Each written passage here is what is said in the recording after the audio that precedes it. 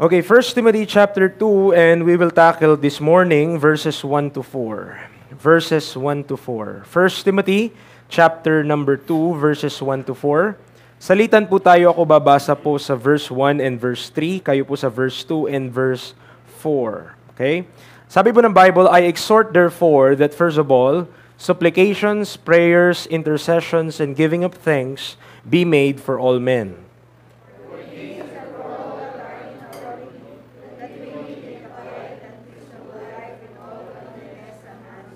For this is good and acceptable in the sight of God our Savior.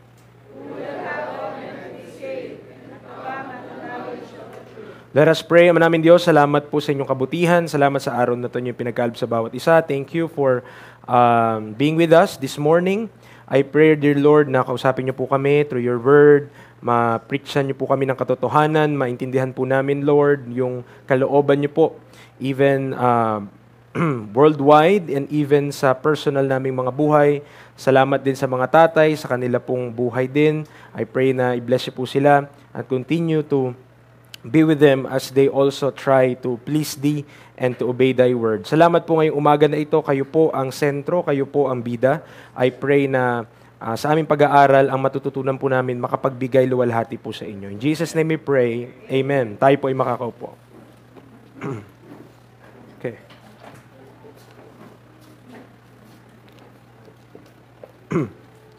Alright, so doon po sa nabasa natin, in 1 Timothy chapter number 2, okay.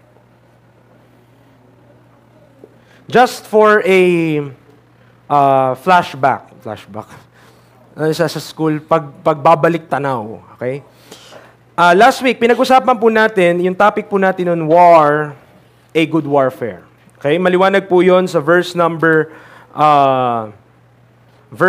18, sabi ni Apostle Paul sa kanyang son in the faith, Timothy, sa chapter 1, This charge I commit unto thee, son Timothy, according to the prophecies which went before on thee, that thou by them mightest war a good warfare. So last week, diniscuss natin and dinemonstrate po natin sa pamagitan ng mga talata pong yon at sa mga verses na atin pong tinakal, kung paano nga mga Kristiyano po ay nasa gera.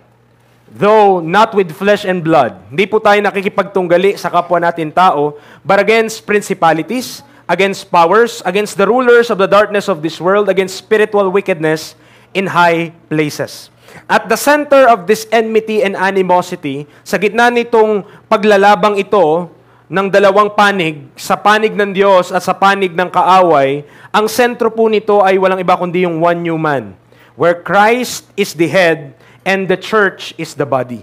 Yun po yung sentro ng pinagtatalunan o pinag-aawayan po dito ng dalawang panig na ito. Based on the formerly hidden wisdom of God, but now is made manifest. No? Sabi ng Colossians 1:26, Colossians chapter number 1, verse 26, maliwanag po dito and plainly, sabi ng salita ng Diyos, on Colossians chapter 1, verse 26, ang sabi ng Bible, even the mystery which had been hid from ages and from generations, but now is made manifest to His saints. So alam natin that in the beginning, God created the heaven and the earth. Alam po natin yon. Amen? And in the future, mga kapatid, we know that God will make a new heaven and a new earth.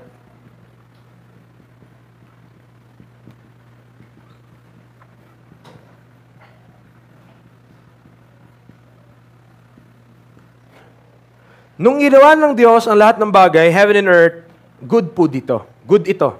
Walang kasalanan, maayos ang lahat. Pero sa gitna ng timeline na ito, merong na-introduce sa sanlibutan. That's why, in the future, God will make a new heaven and new earth. Na kung saan sa new heaven and new earth, there will be no more crying. There will no more pain. There will be no more sea. Wala na yung mga bagay na yon.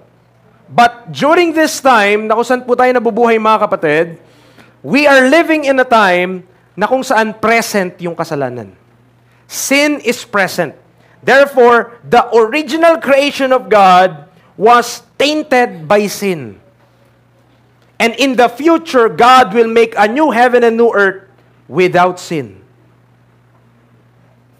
Dahil may kasalanan, mga kapatid, during our time, because sin is present during our time, God's wisdom had also planned the plan of redemption. Nilagay din or pinlano rin ng Diyos na magkakaroon ng Panginoong Jesus na magbabayad ng ating mga kasalanan. He planned that in due time, Christ died for the ungodly. Ngayon, kasama ito doon sa sinasabi ng Bible dito sa Colossians 1:26 na mystery, which had been hid from ages and from generations. Preacher, hindi naman mystery na mamamatay si Kristo sa krus. Yes, hindi po mystery na mamamatay si Kristo sa krus. Hindi rin mystery na ipapapako siya. Hindi rin mystery na mabubuhay siya mula sa mga patay. Then what's the mystery behind the cross? The mystery behind the cross is the creation of the one new man. That is unknown. That is hid. Hindi po yun alam, okay? The creation of the one new man by the cross, mga kapatid, the one new man, pag sinabi nating one new man, para hindi po tayo malilito, ang tinutukoy ko lamang po ay simply Christ is the head, as the head. Na tayo marunong mag-spelling Alright. Christ as the head and the church as His body. Okay? Kita po natin? Pag sinabi ko, preacher, ano yung sinasabi mong one new man? Ibig sabihin ko lang nun, kasi ang man, may ulo at may katawan. Ang ulo doon ay si Kristo, ang katawan ay ang church. Nakakasunod po tayo?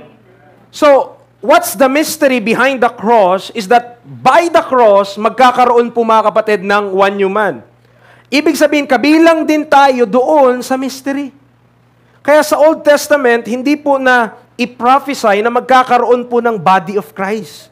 Hindi mo mababasa yung body of Christ sa Old Testament. Hindi mo mababasa yung body of Christ sa Matthew, Mark, Luke, and John.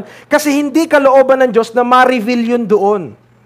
Sabi ni Paul, verse 25, dito sa Colossians 1, whereof I am made a minister, according to the dispensation of God, which is given to me for you.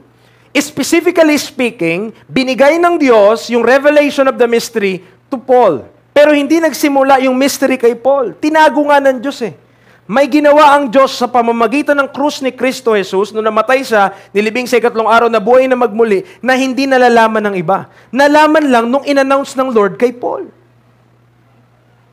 Nakakasunod po tayo? The mystery is not Christ dying on the cross. Dapat maliwanag po sa atin. Hindi naman mystery na mamatay si Kristo sa krus Walang sinabi sa Bible na pinrophesy yun. Maliwanag sa Biblia, mga kapatid, prophecy po yan. Prophecy that Jesus Christ will die on the cross. But unannounced in prophecy is the mystery of the one new man by the cross. Hindi yun ang tinagong mensahe ng Diyos.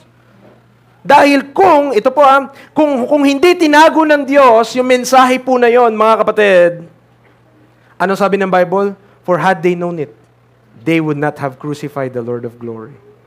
Kung nalaman lang nila, hindi po nagpakana si Satanas na ipapatay si Kristo at ipapako si Kristo. Hindi matutuloy yung cross. Hindi matutuloy yung crucifixion. Hindi matutuloy yung pag-aalay kay Kristo sa krus. Why? Because Satan knows that this one new man, di ba, anong sabi nga ni David, what is man? That thou art mindful of him. And the Son of Man that thou visitest him. See, ganun binoview ni David yung kanyang sarili, man at large, that our small, insignificant life, kung sasabihin natin parang walang kakwenta-kwenta or maliit lang na buhay, how could this play out in eternity? Anong magiging epekto ng buhay ng isang tao in light of the broad eternity? Parang pag inisip natin, may talab ba? May talab ba yung ginagawa ko para sa eternity kapag wala na yung lahat ng bagay, kapag eternal na? And that is what Christ proves. Dahil nung si Kristo bumangon mula sa mga patay, nagbabay siya sa lahat ng principality and power. Teka lang, bye. Doon ako sa trono at the right hand of God. Okay? And in-announce kay Paul, mystery, that Christ is the head and the church is the body of Christ. Nakakasunod po tayo mga kapatid. Now, babalik tayo. Romans 8 muna. Romans 8. When we believe the gospel, nung pinaniwalaan po natin yung ebanghelyo, naniwala tayo na si Kristo ay namatay para sa ating mga kasalanan, inilibing sa ikatlong araw na buhay na magmuli, meron tayong posisyon na binless tayo ng Panginoon. Sa Romans 8:17, the Bible tells us, and if children, then heirs, heirs of God, and joint heirs with Christ. If so be that we suffer with Him, that we may be also glorified together. Gumagamit ang Bible ng terms na pamilyar ang tao. Pag sinabi nating heir o tagapagmana, ang tagapagmana po ay ang mga anak. Nakakasunod po tayo? Kung meron po tayong pagmamayari, halimbawa lang, sa mga magulang po, kung may pagmamayari po kayo, nakapangalan sa inyo yung lupa, nakapangalan sa inyo yung ganto, ganyan, kayo po ay kinuha ni Lord, ang proceeds po noon ay to your heirs. Sa batas natin, kasama sa heirs yung asawa. Okay? So, imbis na yung mga anak maghahati, hindi pa. Kasama pa rin yung asawa doon. Though, kahit conjugal property, kalahati na, may part pa rin yung asawa. So, wag nyo nang intindihin po yun, sasakit lang yung ulo natin pare-parehas. Ang point lang natin, ang heirs, mga anak. Okay? Ang heirs, mga anak. Ang tagapagmana, mga anak. And Jesus Christ is the heir of God. Jesus Christ is the only begotten Son of God. So siya yung tagapagmana, ano bang meron? Ano bang meron ng Diyos? All things. So anong mamanahin ni Kristo? All things. Naligtas ka. At ang pagkaligtas mo, nilagay ka kay Kristo. Ano ka ngayon? Joint heir. Wala kang perang nilabas, pero joint account ka sa bangko. Hindi man sa'yo yun. Pero pinlagay yung pangalan mo, ano magagawa mo? Hindi sa'yo na rin yun. Amen. Yan sinasabi natin that we are joint heirs with Christ. The benefits that Christ will receive or will inherit, mga kapatid, we are partakers of those benefits and inheritance. Kung ano yung ipapamana ng Diyos kay Kristo Jesus as the Son of God, because we are heirs of God, we are partakers of those inheritance. Tayo po ay kasama or kabahagi doon sa i-inherit ni Kristo Jesus na lahat ng bagay. Christ the head, church the body. Then under the one new man, principalities, powers, sila na yon. Do you understand now why they are so envious or they are so combatant against us? Kung bakit sila sobrang galit sa mga Kristiyano? Naintindihan niyo ba kung bakit nanggagalaiti sila? Those are their thrones. Yun yung mga posisyon nila, mga kapatid, for all eternity. They are occupying those places. Ano parang governor na ang pahinga niya lang ihi na hindi siya makapunta dun sa kanyang seat.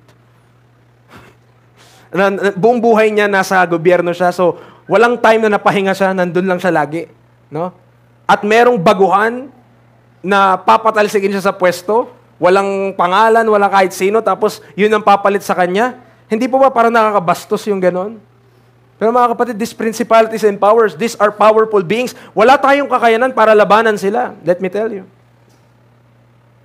You don't have kung suntukan lang, mga kapatid, hindi ka ba nakakasuntok, patay ka na? Ibig sabihin, ganun ka makapangyarihan to mga creatures na to the point that sabi ng Bible, we wrestle not against flesh and blood, but against them, yung principalities, powers, rulers of the darkness of this world. Ito yung mga kalaban natin. At ang sandata natin, hindi natin sariling sandata. For the weapons of our warfare are not carnal, but mighty through God to the pulling down of strongholds. Anong mga sandata natin? Spiritual weapons. Loins girt about with truth, breastplate of righteousness, feet shod with the preparation of the gospel of peace, above all, taking the shield of faith, wherewith we shall be able to quench all the fiery darts of the wicked, and take the helmet of salvation and the sword of the Spirit, which is the word of God. Amen. Ang ating sandata, our armory is spiritual or are spiritual things. Mga spiritual na bagay po yung ating mga sandatahang lakas na kailangan natin gamitin in order to win this war or in order to fight this battle na pinapalaban sa atin ng Panginoon. Now, balik tayo sa ating text. Bakit ko yun, ba't tayo nagbalik tanaw sa war? Because I want you to see the paradox. Seemingly contradiction dito po sa ating inaaral. Ang sabi niya, 1 Timothy 2, I exhort therefore that first of all, supplications, prayers, intercessions, and giving of thanks be made for all men, for kings and for all that are in authority, that we may lead a quiet and peaceable life in all godliness and honesty. So nakita niyo po, where's the paradox? O kasaan yung parang contradicting, pero hindi naman sila contradicting pag naintindihan mo. Doon sa inaral natin last week, tinuturuan tayo na makipagbaka, to war. Pero dito, sa ating aralin this Sunday, tinuturuan tayo to be at peace. Anong susundin mo? Ang sabi niya dito sa verse 18, sa nakaraang linggo, inaral natin, war, a good warfare. Sabi niya sa verse number 2, lead a quiet and peaceable life. Ay, iba sa atin dito, sobrang kapayapaan ang nararamdaman sa church. Amen. Di po ba? So, nakita nyo, parang, preacher, ano ba talaga? May gera o may kapayapaan? Kasi sabi ng verse 18, may gera. Sabi ng verse 2 ng chapter 2, dapat peaceful. Ano ba talaga? That's the Christian paradox. It's the same. We war spiritually, pero with men, we must be at peace. Kaya po, pag in-apply mo to, practically speaking, sa ating buhay, walang sino mang tao tayo na dapat awayin. Wala. Kahit yung pinakakaaway mo na, tinuturuan ka ng Bible, napakainin mo pa rin siya. At maging mabait ka pa rin sa kanya. Okay? Maintindihan niyo po kung bakit. Kasi verse number 4, yung gustong ipakita ng Diyos. Okay? Spiritually speaking, we are at war. We are fighting. We are fighting spiritual battles. Meron tayong lumalaban tayo doon sa mga hatak ng dyablo sa ating buhay. So, we are fighting that.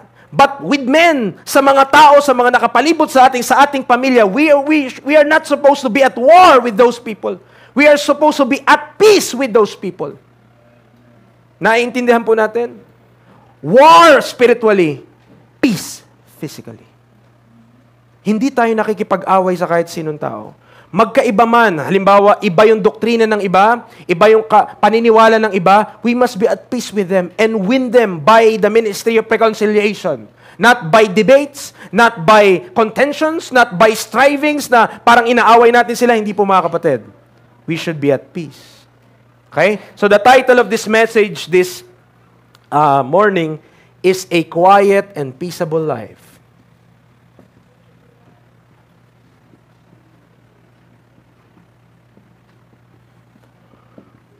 Quiet and peaceable life.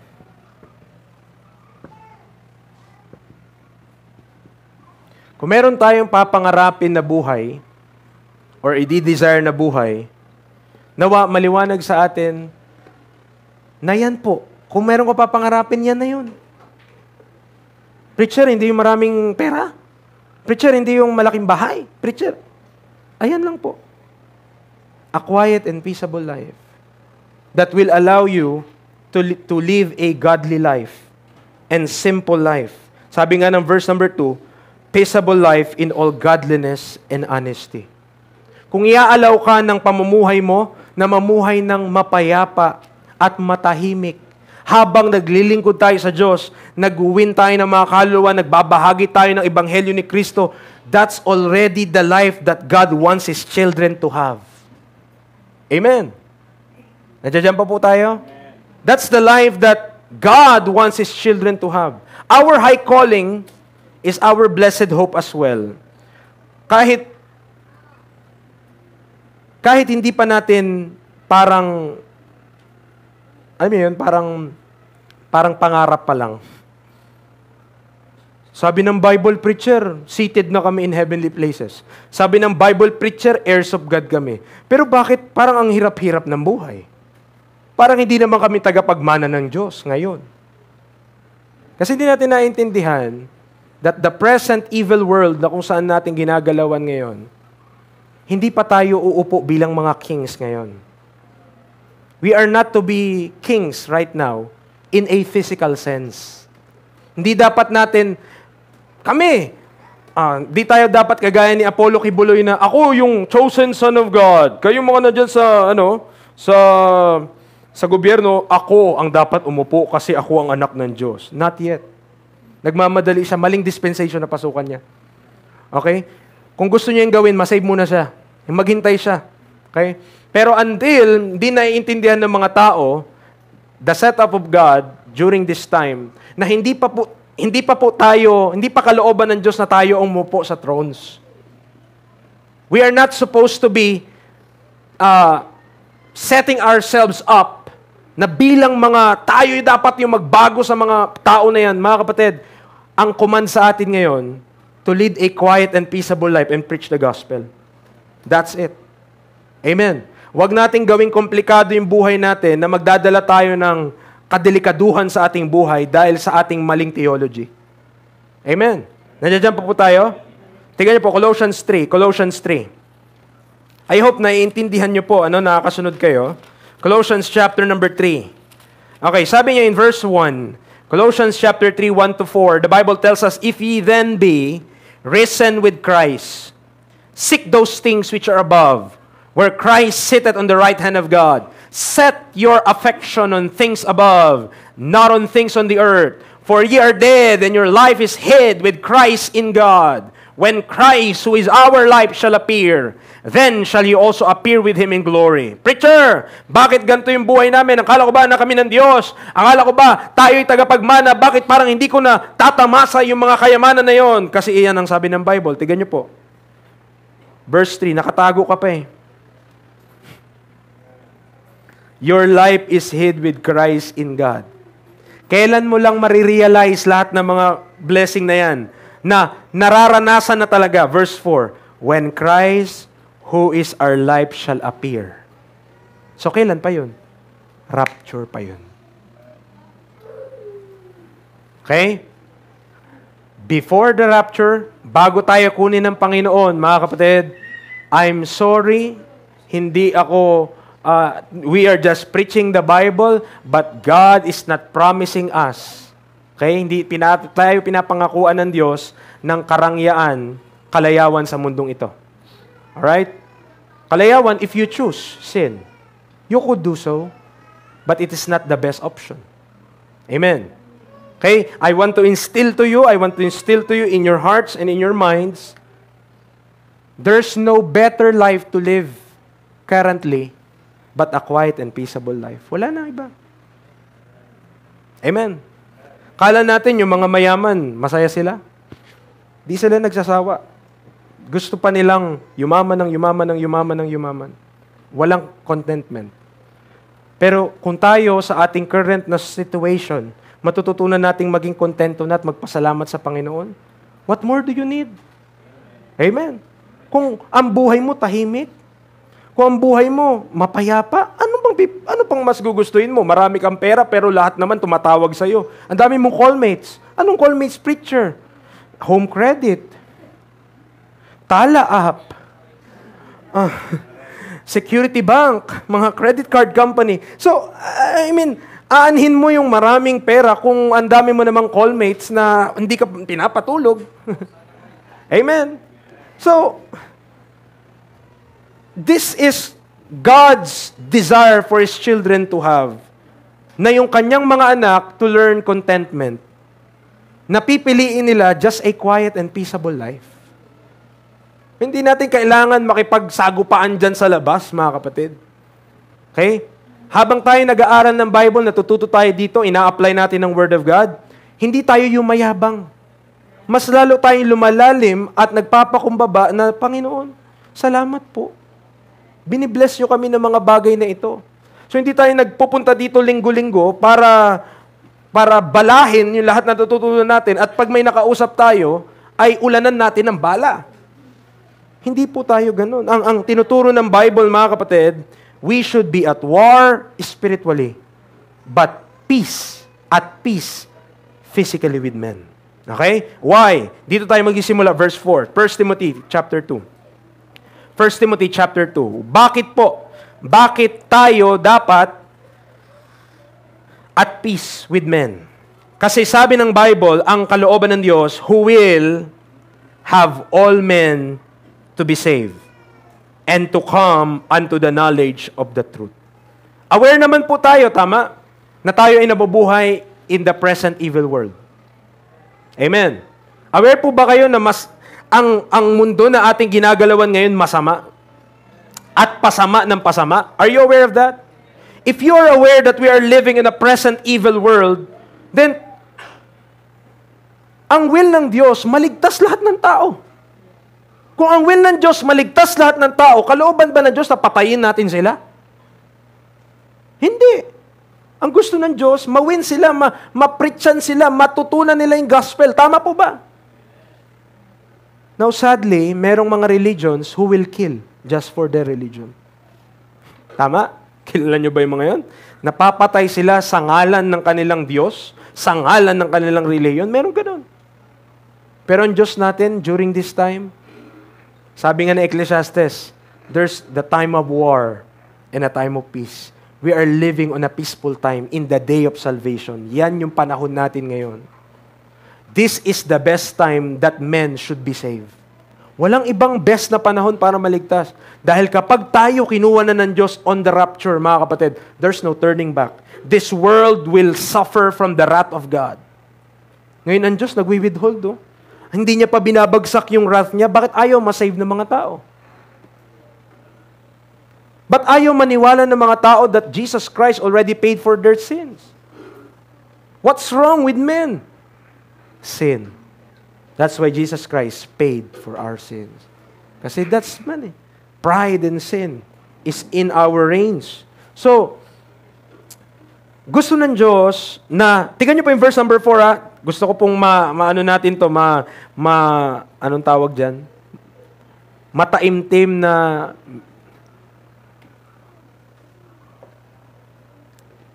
basta parang manguya. Okay. Who will have all men to be saved. Tama? Ngayon yan eh. All men to be saved.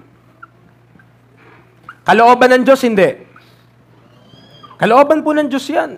Nakalagay na nga liwaliwanag eh. May exception ba o wala? Wala po. Kahit yung pinaka kinaiinisan mong kapitbahay mo na nagbibidyo okay, gusto ng Diyos, masave. Kahit yung taong kinainisan mo na may utang sa'yo na nagbabayad, gusto niyang masave. Ano pag nasave yung tao na yun, babayaran ka nun, baka dublin pa eh. Kung pinagpipray mo, Lord, kunin mo na siya. Ayaw niya kasing magbayad sa akin eh. Kung gano'n ang prayer mo, di tayo magbabayad. Paano pag naligtas yung tao na yun? Malay mo. Kapag ikaw naman ang kailangan, siya yung magbigay. Kailangan we should have a shift of mindset, mga kapatid. That God's will during this time is not men's death. Hindi kalooban ng Diyos na mamatay mga tao. Kaya nga, pinipreach natin yung gospel kasi gusto niya masave. Para kung mamatay man, to be absent with this body is to be present with the Lord. That's God's will during our time. Amen. So, ang kalooban ng Diyos, all men. Hindi, walang pakialam ang Diyos kung anong background ng tao na yun. Walang pakialaman Diyos kung may utang yun sa'yo. Walang pakialaman Diyos kung ginawa ka na masama ng tao na yun. Ang gusto ng Diyos, lahat maligtas. Grabe naman ng Lord, preacher. Bakit naman pati yung kaaway ko na yun? Anak ng Diablo yun eh. Alam mo yun, ngayon gustong iligtas ng Panginoon eh. Kasi kapag ang tao sobrang sama niya at natagpuan niya yung biyaya ng Diyos, kagaya ni Paul, amen. Walang ihinto dun sa tao na yun para hindi paglingkuran ng Panginoon. Kasi kung siya mismo kinahabagan ng Diyos sa kanyang kalalagayan, kahit ganun na siya, amen, ma-appreciate ng tao na yun yung kabutihan ng Diyos sa kanyang buhay. For the goodness of God leadeth thee to repentance. Amen. Naintindihan po natin, walang exception po dito. Pangit yung background, kagaya ni Paul, medyo mataas sa lipunan, kagaya ni King Agrippa, na nasesyaran ni Paul during dun sa Book of Acts. Chief rulers of strict religion, talagang leader ng mga relihiyon, kagaya ni Crispus sa Acts 18:18 na chief ruler siya ng synagogue. Pero inabot lahat ng Panginoon. fornicators, idolaters, adulterers, effeminate, abusers of themselves with mankind, thieves, covetous, drunkards, revilers, extortioners. 1 Corinthians 6:9-10 yun. Sabi ni Paul, sabi sa mga taga-Korinto, yan kayo dati. Such were some of you. Pero their identity, because they come to Christ, but now ye are washed. But now ye are sanctified. But now ye are justified in the name of our Lord Jesus Christ. Mga kapatid, we should delete this mindset or change our minds na may certain people lang ang Diyos na gustong isave. Yung mga kauri ko lang. Yung mga ka-vibes ko lang. Yung mga hindi ko ka-chikahan diyan isi-save ng Lord. No? Hindi po mga kapatid. God desires that all men to be saved. Lahat ng tao with no exception, mga kapatid, exemption. The only time na hindi na mag-a-apply yung verse na yan, kapag huli na ang lahat, rapture na. Paano pa magsisave ang Panginoon? Rat na yung kasunod nun. Tama? So during our time, it is God's desire, Romans 5, and by the way, kasi minsan ganun tayo tumingin Ay, hindi yan, okay na yung tao na yan, hindi niya na kailangan masave. Romans 5, di natin naintindihan, lahat po ay pantay-pantay in this regard. Tignan niyo po, Romans 5:8. Ano sabi niya? But God commended His love toward us, in that while we were yet sinners, Christ died for us. Saan tayo pantay-pantay? Doon sa title na sinners. Mayaman ka, may kaya ka, mahirap ka, mataas ka sa lipunan, wala kang ano sa lipunan, kahit sino ka pa. Lahat tayo pantay-pantay on that title. We are all sinners in the sight of God. Amen. And by the standard of God. Lahat tayo makasalanan. And if tayo pong lahat ay mga makasalanan, mga kapatid, salamat sa Panginoon, Christ died for us. Verse number 10, hindi lamang tayo sinners, kundi enemies. For if when we were enemies, we were reconciled to God by the death of His Son, much more, ano sabi niya? Much more being reconciled, we shall be saved by His life. Nakakasunod po tayo? Wala pong exempted doon sa tawag na sinner. Si Kristo lang ang hindi sinner. Everyone na may mata, may bibig, may ilong, may kamay, may paa, at may kaluluwa na tao ay makasalanan. And that includes yung mga government official natin, mga kapatid. Sinner din sila. Amen. And if sinner, then needs redemption. Kung makasalanan ang kapitan, kung makasalanan ang mayor, kung makasalanan ang gobernador, pare-parehas kailangan ng kaligtasan ng Panginoon. Amen. Nakakasunod po tayo? Hindi porket namimigay sila ng L300, ay save na sila at papunta sila ng langit. Hindi porket sila yung may hawak ng kaban ng bayan, ay sila po ay mapupunta, ticket na nila yung papunta ng langit dahil sa kabutiang loob ng pagbibigay nila ng mga ayuda sa mga tao. Mga kapatid, hindi yan ang kaligtasan. Tandaan nyo po. Ang kaligtasan ay pagkaalam na si Kristo ang nagbayad ng ating mga kasalanan at wala nang iba. Jesus is the way, the truth, and the life, not any other way, not through the governor's way, not the mayor's way. I'm not saying na yung ginagawa nila hindi nila dapat gawin. Ang pinipreach ko po, hindi sila saved. Amen! Ang kailangan nila ay kaligtasan na meron ka at meron ako. And still right now, you are not realizing how grave that gospel is that you have and I have. Hindi natin naintindihan kung gaano ka-importante yung mensahe na dala-dala natin na lahat ng tao na ating nakakasalamuha, ikaw ay saved. We should preach the gospel. Amen. At ililigtas nun kahit pa kagawad, kahit pa presidente, kahit pa sino. Kasi isa lang naman po ang way para masave. Hindi po 10. Amen. Hindi po 12, hindi po 2, isa lang. I am the way, sabi ni Kristo. The truth and the life. Naniwala ka ba doon? Baka di ka convinced. Baka hindi tayo convinced na yung gospel, yan lang ang way para mapunta ng langit. Kung hindi ka convinced ngayon, makonvince ka na, kapatid. Hindi ko alam kung anong version ng binabasa mo ng Biblia, pero sabi ng Biblia ko, gospel lang ang makapag-save. Wala nang iba. Preacher, ang kitid naman ng utak mo. Aba, yun ang sabi ng Bible. Ano bang magagawa natin? Kung sinabi ng Biblia na ang Diyos ang lumikha sa lahat ng bagay, makitid ba ang utak ko para isipin na siya lang ang lumikha ng lahat ng bagay at walang iba? Amen. Ang tawag po doon ay pananampalataya. Faith. Amen. Nandiyan pa po kayo? Hindi porket ang tao ay tinitingala sa lipunan at merong mataas na katungkulan, yan po ay equal kaligtasan. That is not the case. Kaya po, gusto ng Diyos iligtas din sila. At gusto ng Diyos, mamuhay tayo ng ganito para magamit tayo ng Diyos na makapag-witness din sa kanila. Imaginein mo kung tayo ang laman ng mga patawag sa barangay, paano mo mawitnessan yung kapitan? Pagkakamustahin ka, kamusta yung utang nyo dyan? Nagkasundo na kayo? Ganun yung tanong sa'yo. Kung may kita ka ng kapitan doon, na, kamusta po kayo? Salamat dun sa pamerienda nyo last time, ha? Salamat dun sa spaghetti, salamat dun. Makilala ka ng kapitan na hindi ka gumagawa ng gulo sa kanyang barangay, kundi ikaw ay tao na mamumuhay lang ng tahimik. At kung ganun yung buhay na meron po tayo mga kapatid, di tayo laman ng mga patawag ng barangay, then we could be a witness even to those government officials. Naintindihan po natin. Nakakasunod po tayo. Now,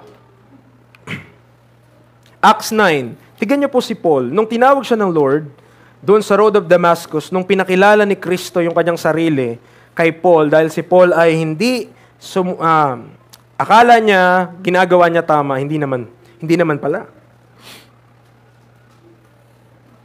Sabi dito, Acts chapter 9. Tignan niyo po verse number 15.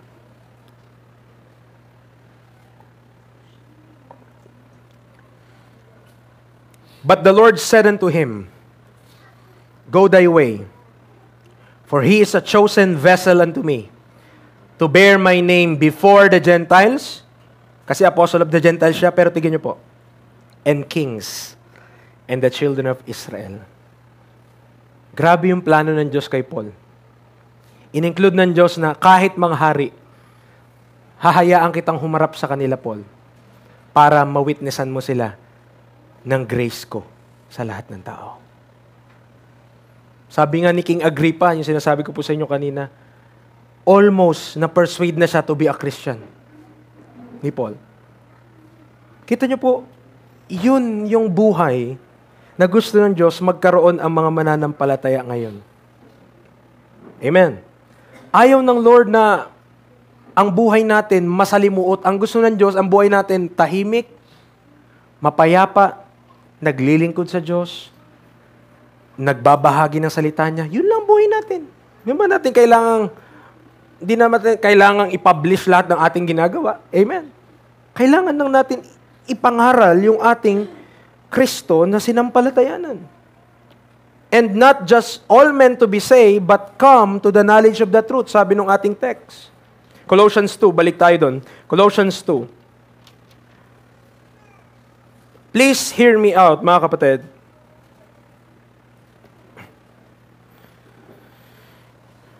Kung ang kalooban ng Diyos ay magligtas at hindi idala sa katotohanan ng mga tao, then sapat na masave sila at wag na mag-church. Tama? But God instituted the church to be the pillar and ground of the truth. So kung sinabi ng Panginoon, kalooban niya na maligtas sa mga tao and to come to the knowledge of the truth, at saan mo maririnig yung truth? Sa church, which is the pillar and ground of the truth. Then, it must be a necessity to have a church para ipangaral dun yung truth. Amen. Colossians 2, 4-8, sabi ng Bible, And this I say, lest any man should beguile you with enticing words. For though I be absent in the flesh, yet am I with you in the spirit, joying in beholding your order and the steadfastness of your faith in Christ. As ye have therefore received Christ Jesus the Lord, so walk ye in Him, rooted and built up in Him and established in the faith, as ye have been taught, abounding therein with thanksgiving. Beware! Nakita po kayo ng ganyan sa mga gate? Beware of dog. Minsan naglalagay lang sila, wala naman sila aso. Aso nila, chihuahua.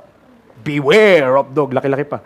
So sabi diyan, beware lest any man spoil you through philosophy and vain deceit, after the tradition of men, after the rudiments of the world, and not after Christ. If not more than, pero at least, 90% ng mga churches ngayon, mga kapatid, 90%, that's a conservative estimate. Verse number 8, yan ang tinuturo nila sa church. Philosophy, vain deceit, tradition of men, after the rudiments of the world and not after Christ. Sadly, but that's the truth. Amen. So when we say, kapag sinabi ng Bible na kalooban ng Diyos that all men to be saved and come to the knowledge of the truth, ayaw ng Panginoon ng mga mananampalataya ma-spoil, manakawan, masamsaman ng kanilang kayamanan kay Kristo Jesus. Maraming mga mananampalataya was deprived of the sincere milk and meat of the Word. Dead megachurch cathedrals. These religions, orders, host. Okay?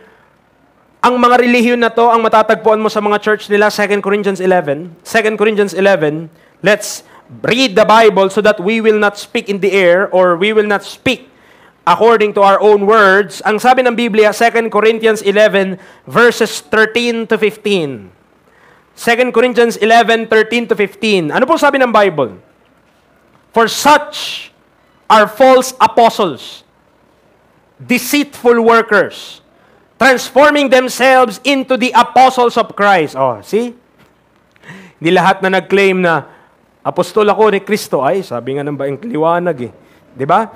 Ano pa? Verse 14. And no marvel, for Satan himself is transformed into an angel of light. Therefore, it is no great thing if his ministers also be transformed as the ministers of righteousness, whose end shall be according to their works. Ito yung kailangan natin maintindihan sa katotohanan, mga kapatid. Hindi lahat na nagpipreach ng Bible sa Diyos.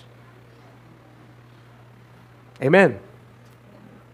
Hindi lahat na nagpipreach, tumatayo sa pulpit, nagpipreach ng Bible, nagko-quote ng verse sa Diyos. Ano sabi ng Bible? There are ministers of supposedly righteousness, pero false workers sila, false apostles sila.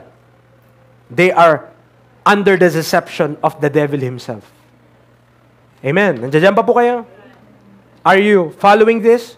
Sabi nga ni Paul sa Galatians 4:16, you don't need to go there. Pero sabi niya, am I therefore become your enemy because I tell you the truth? Naging kaaway niyo ba ako dahil sinabi ko sa inyo ang katotohanan? And Jesus Christ, even in John 8:32 and John 8:40, sabi niya, and ye shall know the truth, and the truth shall make you free. Sa verse 40, sabi doon, but now ye seek to kill me, a man that had told you the truth.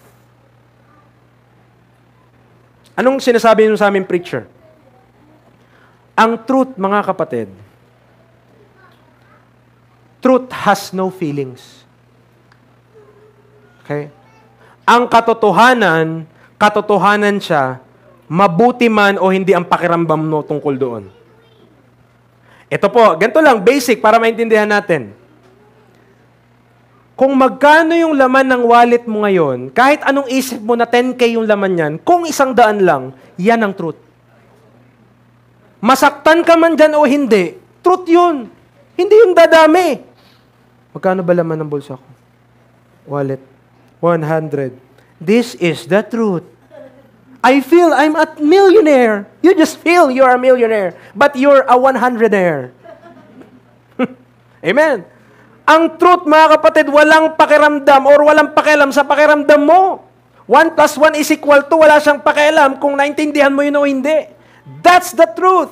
But praise be to God, ang ating Diyos, hindi lang siya God of truth, but He is a God of mercy and grace. So we should understand na talaga pong may battle pagdating sa doktrina. Talaga pong may kaibahan pagdating sa pag-aaral ng salita ng Diyos. Why? Because Satan is working overtime to deceive people. Because he don't want them to see the revelation of the mystery na si Kristo yung head and the church is the body at mapapatunayan that they are one day will be under our feet. That's why Satan will work overtime para i-hid even yung gospel. But if our gospel be hid, it is hid to them that are lost. Amen? Nakakasunod po tayo? Don't be offended or shocked if you find out that by preaching, kung sa pag-aaral natin ngayon, kung matutunan mo na maraming mga nagcha-church, hindi papunta ng langit. Huwag ka masya-shock. That's the truth. Amen. Sabi ng 2 Corinthians 4:4, in whom the God of this world hath blinded the minds of them that ano daw? Believe? Oh, kita nyo? Ang mga kumukontra dun sa believe lang.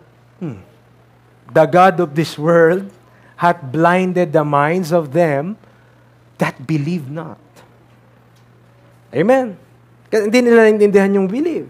Remember, blinded the minds of them that believe not. If someone rejects believing or trusting in Christ alone, saves. Kung ire-reject ng tao na sa pamamagitan lang ng pananampalataya o paniniwala kay Kristo sa kanyang ginawa, maliligtas na ang tao, anong ibig sabihin nun? Punta tayo Romans 10. Right? Romans chapter 10. Nandiyan pa po tayo? Romans chapter 10. This is the comfort of the Scripture. The truth shall make you free. Okay? Ano sabi ng Romans chapter 10? Verse 10.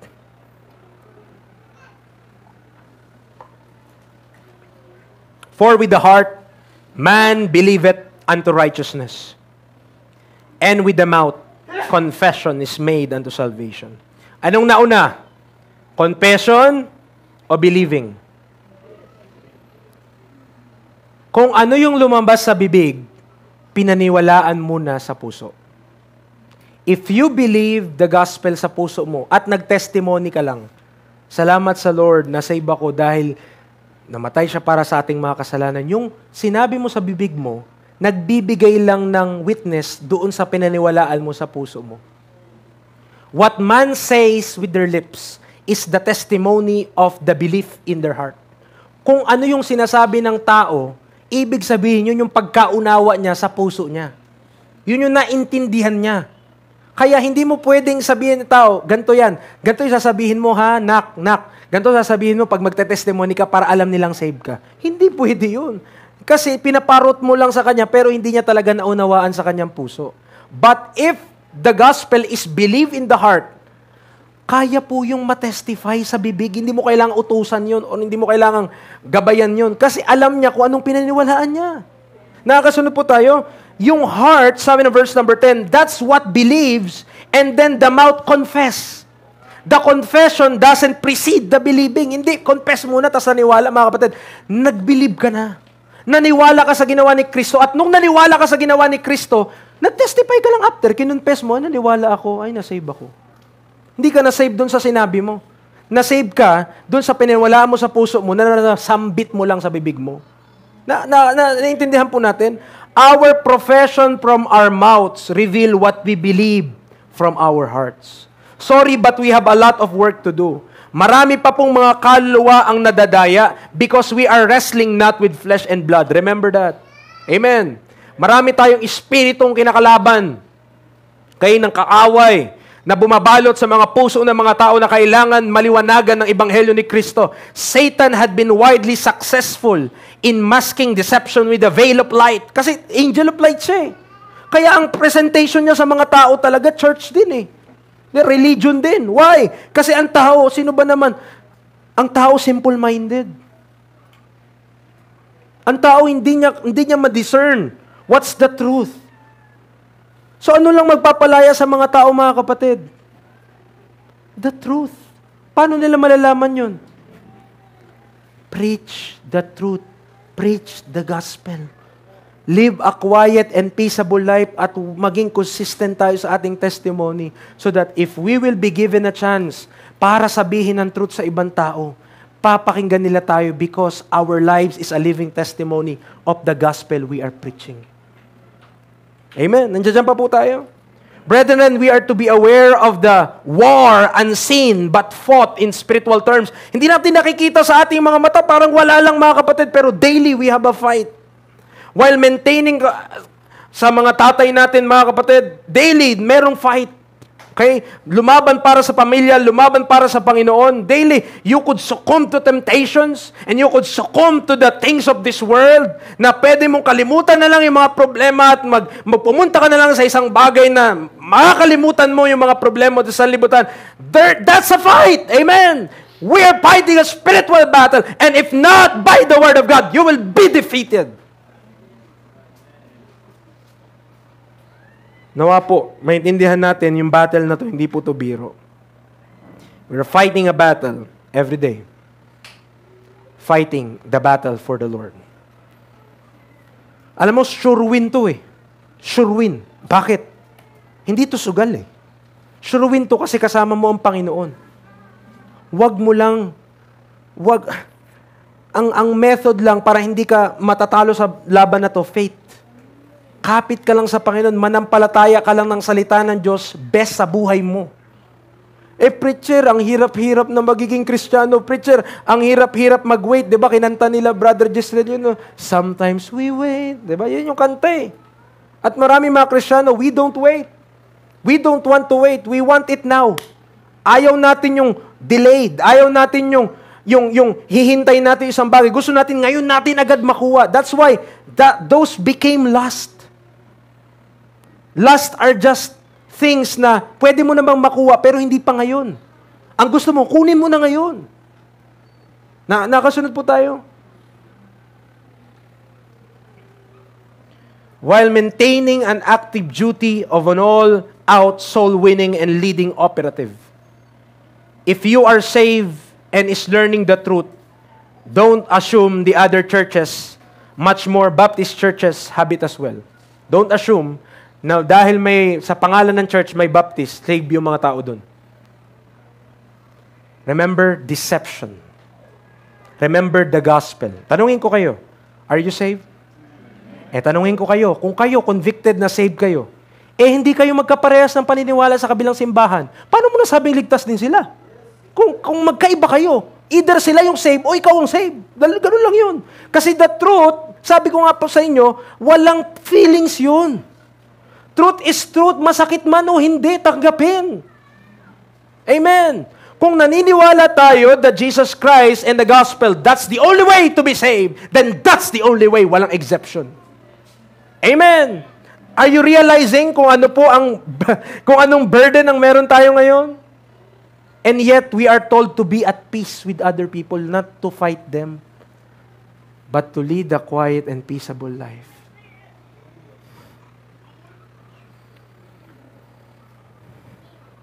If what you believe is truth and their belief is different, you cannot consistently believe you are both going to heaven. Kung magkaiba ka ng paniniwala, ikaw naniniwala ka, ito yung pamamaraan. Sila naniniwala, yun ang pamamaraan. Then you are not both going to heaven. Those are different beliefs. Di tayo naniniwala there's 2 way to heaven or 3 way to heaven or 4 ways to heaven. We only believe there's 1 way to heaven. Amen. Di ba parang ang hirap tanggapin? Tama po. Totoo naman eh. Kasi ang truth mahirap tanggapin, yung wallet na laman na lang, 500.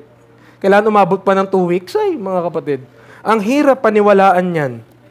Okay? Pero yun yung truth eh. Kailangan mong i-stretch. Kailangan mo, ganon. When our mayor, halimbawa lang yung mayor natin, yumuko sa prayer ng pastor, hindi nangangahulugan, ligtas siya. Ginagawa niya rin yun kapag may mga Mary statues eh. At ginagawa niya rin yun kapag mayroong mga Buddhist na mga ano eh. So, it doesn't equal to salvation. Ang point lang natin mga kapatid, tayo po yung nabigyan ng utos, command ng Panginoon to preach the gospel and to preach the truth no matter how uncomfortable the world is to the truth. Kaya, tignan niyo po, 1 Corinthians 2, 1 Timothy na tayo, balik tayo sa ating text. Inumpisahan ko kasi sa verse 4 para maintindihan natin yung backdrop. Why it is necessary na ipanalangin natin sila. Ang sabi dito sa verse 1, I exhort, therefore, 1 Timothy 2:1, that first of all, supplications, prayers, intercessions, and giving of thanks be made for all men. Ina-applyan ni Paul. Ina-apply niya po yan. Sa Romans 9, may kita natin, Romans 9, punta po na tayo doon. Malapit na po tayo. Okay? Yung introduction, alam niyo naman, pag tayo nag-preach, yung introduction pinakamahaba. Pagpatapos na, napakabilis na. Romans 9, itigay niyo po, verse 1 to 5. Anong sabi ng Bible? I say the truth in Christ. I lie not. My conscience also bearing me witness in the Holy Ghost, that I have great heaviness and continual sorrow in my heart.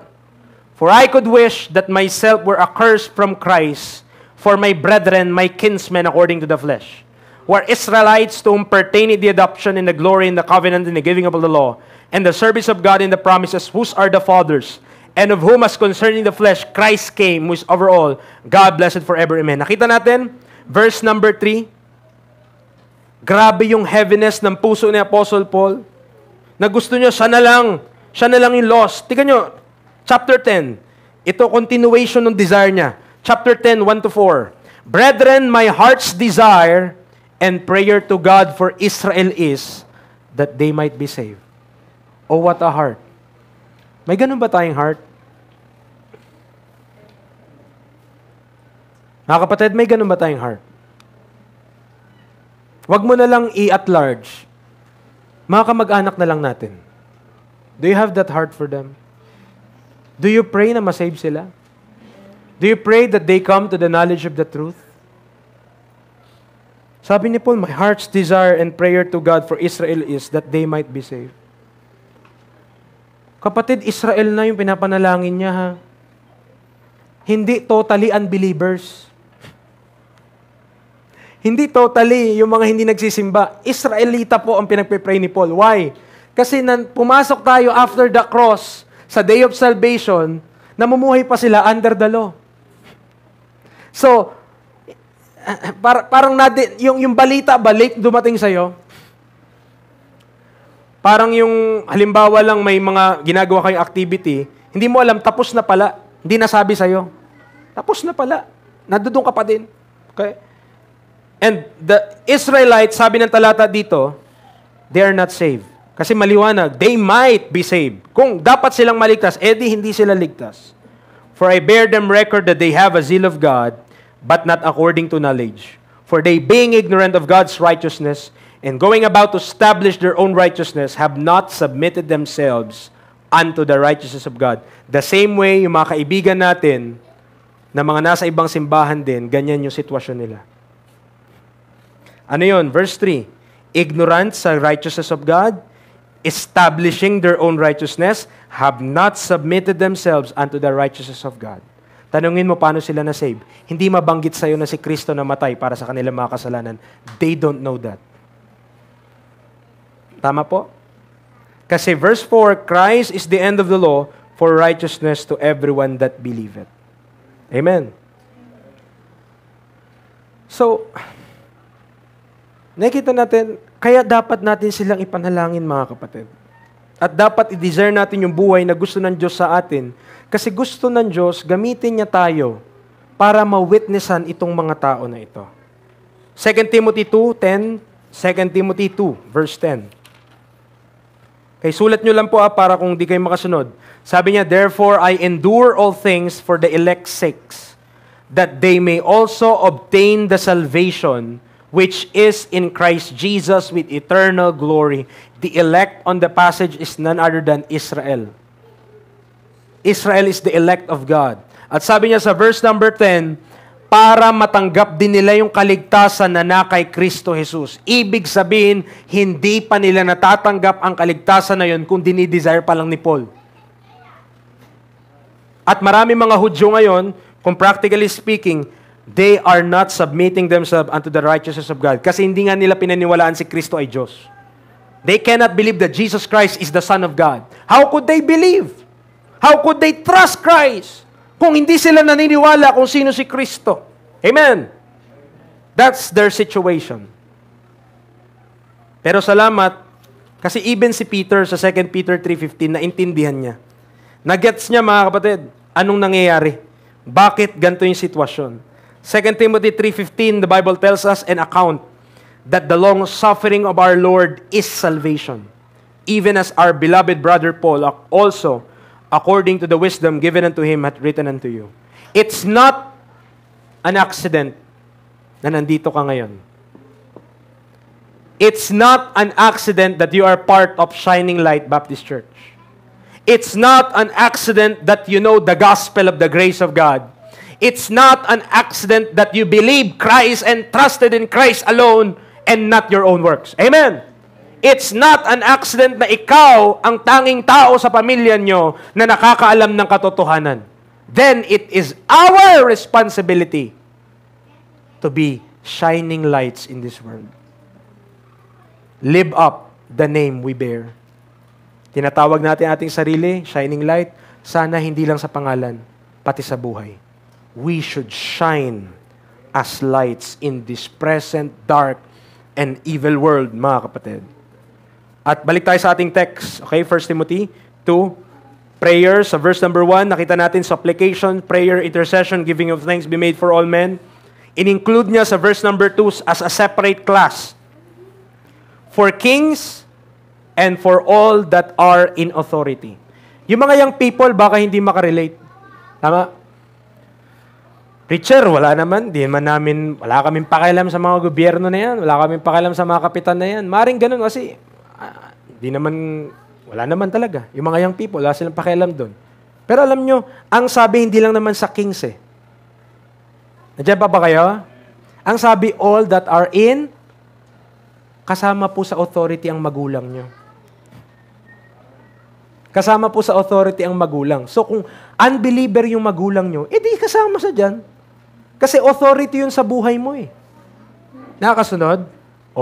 Edi nag-apply na sa'yo. Maring sa atin, may mga authority tayo sa ating buhay. Maybe they are unbelievers. And practically speaking, sa mga nandito po, may mga magulang na unbeliever pa hanggang ngayon. They don't believe the gospel, they don't believe in Christ. Ang sabi ng Bible, ang dapat mong gawin, supplications, prayers, intercession, giving of thanks. Yun ang dapat mong gawin. Hindi pagrereklamo, pagdadabog. Nandiyan pa po kayo? Pagsimangot, pagkukulong sa kwarto, pag di nakuha ang gusto. Ang sabi ng Diyos, to those that are in authority, kung kayo may magulang na hindi mananampalataya, kahit nga mananampalataya pa mananampalataya, dapat ang approach natin sa authority, respectful, prayerful, giving of thanks. Mama, thank you. Papa, thank you. Ganon. Di, ito lang ang ulam! Anong ambag mo? Wala! Pero kaya kong magreklamo. Ang lakas ng loob. Amen? Wala nga mang ambag. Saan yung ambag mo? Wala! Pero nagrereklamo ako. Ganon. Hindi ganon, mga kapatid. Hindi kristyanong ugali yun. Tama ba? Nandiyan po ba tayo? Hindi kristyanong ugali yung ganon. Ang sabi, ang kalooban ng Diyos, wherever we are under authority. Kaya kahit po may mga asawa, we are still under authority. May gobyerno tayo sa taas natin. Kaya may pastor tayo sa church na ito. Those are authorities. So if we are under authority, ang atin dapat approach is respect, prayers, intercession, giving of thanks. That's what should be the life of a Christian. Bakit gusto ng Diyos mangyari yung verse number 2, yung kasunod, that we may lead a quiet and peaceable life in all godliness and honesty. That's what God desires. Amen. Papaalam ka, ma, pa, attend po ako ng church. Di ka naman naguhugas ng plato. Di ka mautusan sa bahay. Tamad ka. Maghapon ka naglalaro. Tapos magpapaalam ka, punta lang ako ng church. Paano ka papayagan ng magulang mo niyan? Tama. Kitang-kita naman sa'yo. Anong ka-church sa ugali mo, anak? Wala. Naintindihan po natin. So, dapat consistent yung buhay natin kasi kung nakikisuyo tayo, unbeliever, wala naman tayong magagawa. You cannot force conviction to other people. Hindi mo pwedeng sabihin, dapat ganito rin yung paniniwala mo, ganito yung paniniwala ko. Hindi ganun eh. Kaya nga tayo, ministry of reconciliation and beseeching. Nakikiusap tayo, pakiusap naman, paniwalaan nyo na si Kristo. Pakiusap naman, manampalataya na kayo, ito lang ang pamamaraan, hindi ang ating sariling gawa. Kaya ganun po yung pamamaraan natin, mga kapatid, ay dahil naiintindihan ng Diyos, may mga unbeliever na authority sa ating buhay. At para hindi natin ma-violate ang Diyos, at the same time, maging good testimony tayo sa authority, we should not be seen as rebels. We should be seen as obedient to the authorities over us. Amen. Sabi ng kapitan, isegregate ang lahat ng basura. Ikaw na Kristiyano, sino siya para magsabi na kailangang ihiwalay ang nabubulok sa di nabubulok sa recyclable? Sino siya? Siya lang naman ang kapitan. At kung gusto mo makuha yung basura mo, ay gawin mo yun. Nakakasunod po tayo. Hindi naman tayo pinupunta sa batas niyan eh. Mga kapatid, gusto ng Diyos magkaroon tayo ng buhay to lead a quiet and peaceable life. Gusto mo bang mapansin? Gusto mo bang igaw ang laman ng palathala ng Facebook page ng barangay? Babala, hindi sumusunod sa alituntunin ng barangay. Diyos haya man sa ano, nakakahiya. Amen, nakakahiya. Kasi ang gusto ng Diyos, tayo ay maging shining lights in this world. Do you understand now? Amen. So, nilagay ko lang on a very practical level kasi baka hindi makarelate yung mga young people. Preacher, gobyerno. Kami walang gobyerno. May magulang ka, aber. At kung ang magulang mo hindi kumbinsido sa pananampalataya mo, kumbinsihin mo muna. Amen. Dahil sila yung dapat makakita ng kaibahan sa ating buhay na ang gusto natin ay mamuhay para sa Panginoon. Quiet and peaceable life. Quiet and peaceable life. Brethren, here's the great paradox of the Christian life. We are called both to war and to be at peace at the same time. War spiritually. Peace bodily with all men. These commands are both instructed and compatible to the Christian experience. And brethren, dapat hindi na tayo mag-desire more than a quiet and peaceable life in all godliness and honesty. Wag na. Wag na tayo mag-desire more than that. Kung inaalaw na tayo ng Diyos, mamuhay ng tahimik, mapayapa, nakakapag-serve tayo sa Panginoon, ano pong kailangan mo? What more are we seeking? We are just courting problems in our lives. Sir, you could have a life living for Jesus. You could enjoy and live peaceably and quietly. Huwag nating ipagpalit po yan sa pera, sa convenience, sa comfort, the world, and pleasures.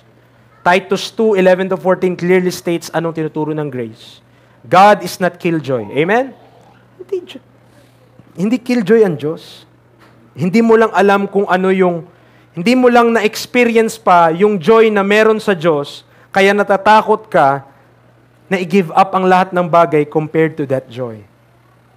Kasi you have not known that kind of joy yet. The joy that is the fruit of the Spirit of God. Lastly, last verse. For this is good and acceptable in the sight of God, our Savior. Remember what God's will is. Salvation of all men. Hence, peace toward all men. Good testimony, godly, and honesty. Kung gusto ng Diyos maligtas ang lahat ng tao at ang church, ang pillar and ground of the truth, ibig sabihin, tayo po ay mga truth agent. At bilang truth agents, we are expected to live a godly life in all honesty. Para tayo ay maging witness sa sanlibutan na ito who needs Jesus Christ. Amen? Let us pray. Our gracious Heavenly Father, thank you so much sa kabutihan niyo po sa amin. Salamat, Panginoon, sa salita mo. Nawa, Panginoon, ma-instill sa hearts ng mga kapatiran how that we are instructed to lead a quiet and peaceable life in all godliness and honesty. Lord, this is a great paradox. At the same time that you command peace, you command war. War not against men, but against principalities and powers. Panginoon, we are helpless without Thee. We cannot fight those foes with our own weapons. We will be defeated, certainly. But praise be to God, because the weapons of our warfare are not carnal. but mighty through God to the pulling down of strongholds. I pray, unti-unti maintindihan ng mga kapatiran, ma-realize ng mga kapatiran that even the tiniest na mga ginagawa namin sa amin pong komunidad is a reflection of the testimony of a Christian against this world. Kaya, pakaingatan niyo po kami, pakatulungan niyo po kami sa mga anak na kung saan nahihirapang sumunod sa kanilang mga magulang, maintindihan nila na paglilingkod po nila sa inyo ang magpakita ng mabuting testimony sa kanilang mga magulang. At ito, sa pamamagitan nito, makita na ang pagbabagong meron ng Kristiyano, hindi peke, hindi pagpapaimbabaw, hindi kayabangan, kundi tunay na pagbabago na matatagpuan lamang kay Kristo Jesus. Maraming salamat po sa umagang ito. Maraming salamat po sa kabutihan niyo sa amin, sa mga bisita na meron po kami ngayon. I pray that they will understand the gospel of Christ, that only way to go to heaven. In Christ's name we pray. Amen and amen. So, bago po ako bumaba, gusto ko pong batiin yung papa ko. Amen. Gusto ko pong batiin yung papa ko ng Happy Grandfather Day.